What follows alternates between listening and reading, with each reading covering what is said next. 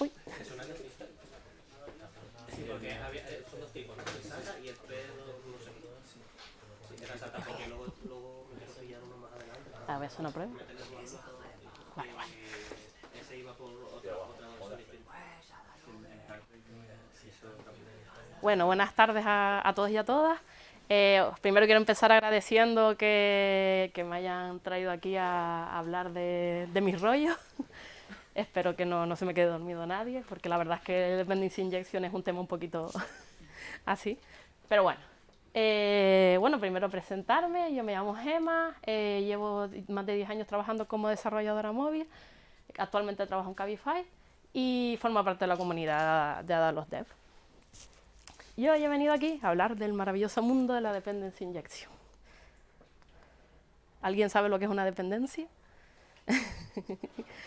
Bueno, ¿y Dependency Injection? ¿Alguien lo sabe? ¿Lo han utilizado? ¿Algún framework? Bueno, pues una dependencia es, en el momento que yo tengo una clase A que necesita algo de una clase B, un método o cualquier cosa, pues ya A depende de B. Entonces ya tengo mi primera dependencia. ¿Qué es Dependency Injection? Bueno, tengo dos opciones para hacer esto. O bien me creo una instancia de B dentro de A y llamo a lo que necesite. O bien, pues le paso B a través del constructor o a través de un set. Es decir, se lo inyecto. Uy, ya hemos utilizado la palabra. ¿No? Entonces, como decía, pues nuestra primera opción es, pues nada, me creo una variable o un miembro de la clase, lo instancio y ya está. Pero esto tiene algunos problemas, ¿no? Por ejemplo, si queremos testear A, ¿qué hacemos con B? ¿Dónde lo metemos? Tenemos que testear siempre, ¿no?, en aislamiento, entonces no podemos testearlo bien. Podemos hacer esto, podemos pasárselo por el constructor o pasárselo por un setter. Eso está mejor, ¿no? Esto es Dependency Injection. Dependency Injection es un término que se apoya también en lo que es el concepto de inversion of control, que lo que viene a decir es que mis clases, mi app, no necesitan saber pues cómo están las otras clases, de dónde vienen, cómo se han creado, etc. ¿Vale?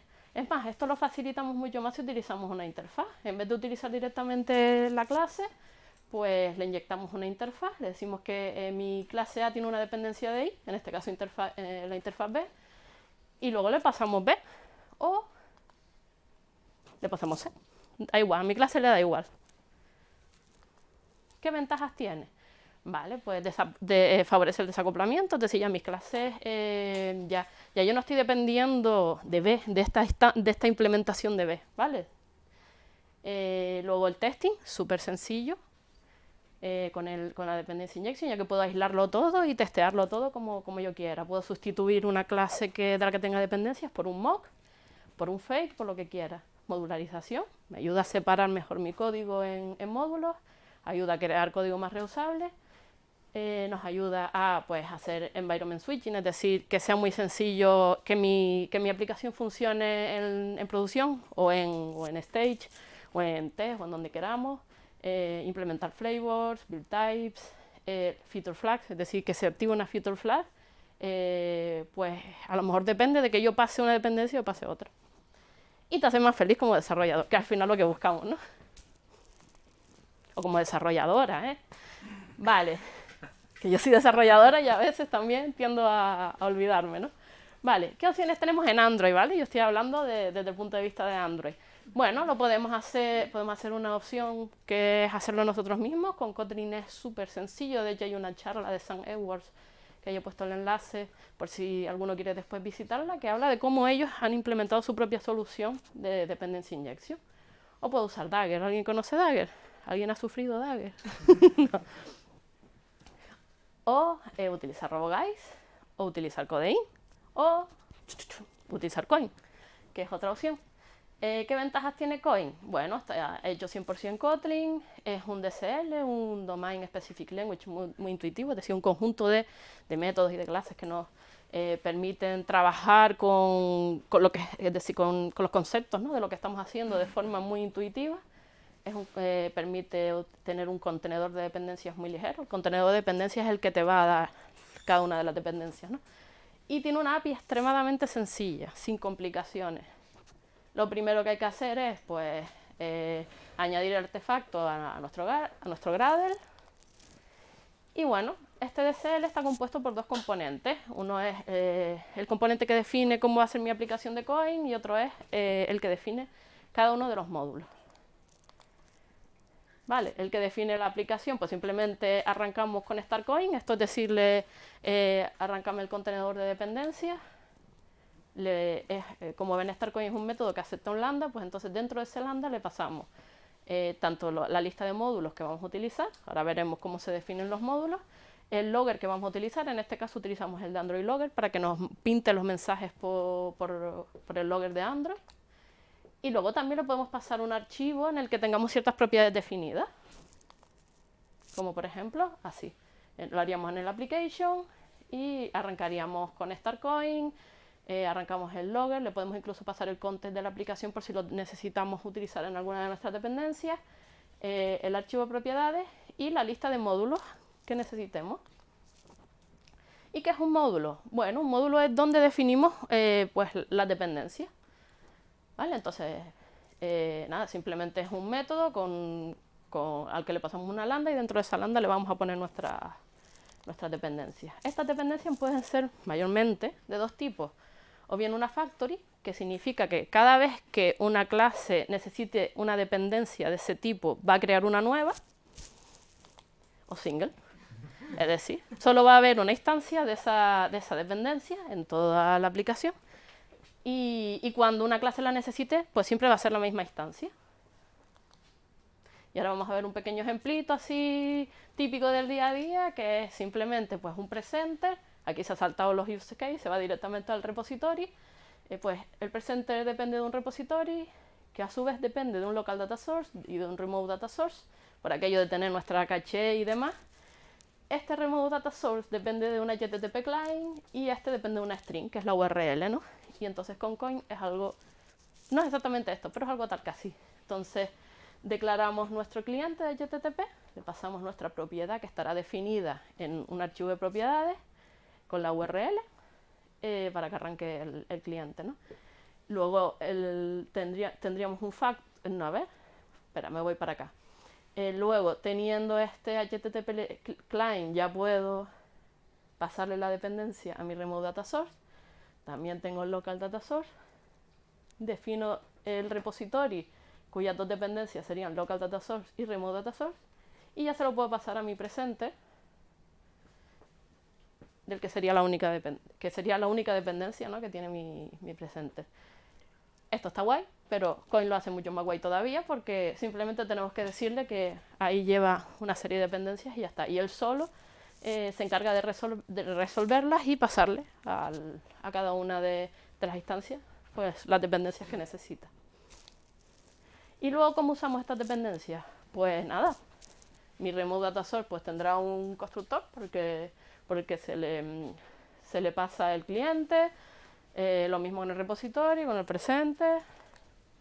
Y en la actividad, pues como las actividades, los fragments y demás, pues son especiales porque no podemos definir su constructor, ¿no? Pues lo hacemos mediante el by inject. De hecho, si necesitamos pasárselo como un miembro de la clase, pues lo haríamos a través del by inject siempre. Y bueno, en el caso del presenter también lo podemos hacer así. Y esto es magia. Es decir, nos olvidamos, ¿no? Es que me da igual qué framework esté utilizando, si está utilizando Coin o está utilizando otra cosa. Yo programo mis clases y me olvido. La clase no tiene por qué estar sabiendo si tiene que poner la anotación o tal. Vale. Luego tiene otras cosillas. Tiene qualifiers, porque igual tenemos dos instancias de un mismo tipo y a lo mejor cuando queremos referirnos a una, pues podemos darle un nombre para que sepa cuál tiene que inyectar. Podemos tener más de un módulo, podemos estructurar nuestro proyecto como queramos. Pues yo he visto proyectos en los que los módulos están estructurados por future, es decir, en un módulo ponemos todas las dependencias de una determinada future, o pues un módulo para data, un módulo para domain, como lo queramos hacer. Él coge todo lo que está ahí y construye el contenedor de dependencia. Luego tiene scopes. Un scope es el momento, ¿no?, en el que vive o en el que sobrevive, es decir, el tiempo que sobrevive una instancia, ¿no? Entonces le podemos decir que mientras viva de tail activity va a vivir el presenter. ¿Vale? Una vez se destruye la activity, pues se destruye el presenter. No tenemos que estar pensando que tenemos que eliminar el presenter ni nada. Y luego tiene también support al Architecture Component. Tiene este método que es ViewModel y le pasamos un lambda con la definición del ViewModel que queramos tener de dependencia. Y luego desde la activity pues lo llamaríamos con by ViewModel o con getViewModel. Easy. Y luego el testing, que es la parte más chachi porque te lo facilita bastante. Entonces tienes que añadir un nuevo artefacto. Y bueno, para los test unitarios no tienes problema porque si has hecho las cosas bien, pues vas a poder testear cada una de las clases en aislamiento. Pero para los test de UI, por ejemplo, pues nada, simplemente cuando vayas en el Before Activity Launch, antes de que se inicie la activity, pues puedes sobreescribir cualquier dependencia que tengas y ya está. Le puedes meter mocks, le puedes meter fakes, lo que te dé la gana. Y ahora voy a hacer un ejemplo que es el del heater, el de la cafetera. No sé si alguien lo ha visto alguna vez, ¿no? Yo creo que el 90% de las personas que se alejan de Dagger es por el ejemplo este, porque es un tal. Si alguien tiene curiosidad puede verlo en esta presentación de Arnaud Giuliani, que es el creador de Coin, ¿vale? Entonces él explica ahí cómo hacer exactamente ese ejemplo con Coin, pero yo no lo voy a hacer. Entonces estuve dándole vueltas a ver de qué podía hacer el ejemplo. Y bueno, se me ocurrió una cosa un poco loca que a ver si funciona. Entonces, se me ocurrió que programar muchas veces es como un juego, ¿no? Muchas veces tú necesitas crear una instancia A para luego conseguir llegar a la instancia B que tiene una dependencia con otra instancia, tal. Eso se parece mucho a, pues ve y habla con el mago que está en la posada y que te dé una moneda y esa moneda luego te la gastas en ir a coger un barco y con ese barco vas y consigues el tesoro, ¿no? Y luego encima hay muchas veces en mi día a día que me siento como si estuviera en un videojuego. Por ejemplo, hay días que me siento así, que siento que soy la mayor craca de la programación y que todo me sale bien. Hay días que me siento así, que nada me sale, que debería retirarme y dedicarme a otra cosa. Y luego están los días en que los bugs vienen detrás mía y no puedo escapar de ellos de ninguna manera, ¿no? Entonces dije, bueno, vamos a hacer un invento, vamos a intentar hacer un símil de lo que sería jugar un juego con lo que sería tener una dependencia, ¿no? Entonces cogí como ejemplo de Legend of Zelda o Ocarina of Time. ¿Alguno lo ha jugado? Bueno, es un juego de más de 20 años que pueden jugar hoy en día. Yo lo estoy empezando ahora, porque no lo había jugado hasta ahora. Y bueno, lo básico es saber que esto no es Zelda, ¿eh? Este es Link y Zelda es la princesa, ¿no? Por si acaso. Vale, bueno, un juego está lleno de dependencias. Hay dependencias por todos lados, ¿no? Entonces tenemos a Link, que es el protagonista, que depende de Navi, que es una hada que le va ayudando y le va dando pistillas de las cosas que tiene que hacer. Y luego Link tiene un inventario en el que tiene objetos, armas, tiene una ocarina, que es un objeto mágico súper importante en el juego, por eso se llama Ocarina of Time. Y bueno, ¿cómo podríamos hacer Link? Bueno, podríamos hacer un Link Module, ¿no? En el que creamos nuestra dependencia de Navi, que sería un single, porque Navi es Navi para todo. Luego podemos tener dos ocarinas en el juego, entonces tenemos Ocarina Name of Time y Ocarina Name Wooden, que es una ocarina de madera. Podemos tener un arma, que he puesto ahí la Master Sword, y luego tendríamos un repositorio para meter los objetos que se van encontrando por ahí por el juego, ¿no? Y que les sirven para avanzar otras partes del juego, ¿no?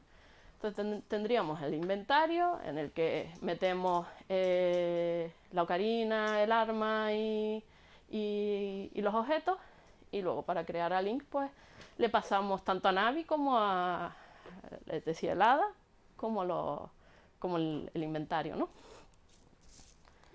Y bueno, la primera misión que tiene que hacer en este juego es obtener la Trifuerza, que es un objeto súper mágico.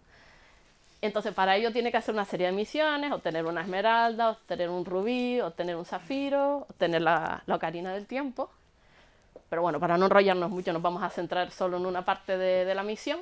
Entonces tiene que ir y conseguir el rubí de Locorón. Para ello tiene que vencer al rey Dodongo, y para vencer al rey Dodongo tiene que ir a la montaña de la muerte, que es donde está y donde viven los corones. Entonces nada, lo primero que hacemos es, pues definimos un address, ¿no? que sea un viaje a la montaña de la muerte, No, o sea, la dirección. Luego definimos un travel, que sea pues un viaje a la montaña de la muerte. Creamos un Five Kingdom use case. y luego tendríamos el Get the Ruby Stone, que tendría dos dependencias: viajar a la montaña de la muerte y luchar contra el rey Dodongo. Y bueno, como comentaba, necesitamos todo esto para obtener la Trifuerza. Entonces al final tendríamos un módulo para obtener la Trifuerza, que sería pues vete al Templo del Tiempo, que es un sitio al que tenía que ir para llevar esas gemas. Pues hace el viaje con el Adres, pone las piedras en el pedestal use case con las 3 dependencias de las piedras. Como ven, las piedras no están aquí en este módulo creadas, pero tú como en el principio de la inicialización le pasas todos los módulos, pues él solo se resuelve y las obtiene. Y luego tener la Trifuerza, que depende pues de haber puesto las piedras, de haber ido al Templo del Tiempo y de haber puesto las piedras en el pedestal. Y así es como definiríamos nuestros módulos en nuestra aplicación. Y ¡tatayán! Ya hemos conseguido la primera parte. Hemos resumido 30 horas de juego. No. Y bueno, y con esto termina la presentación. Nada, decir que ningún cuco resultó herido durante la elaboración de la presentación. Y nada, que muchas gracias por escucharme.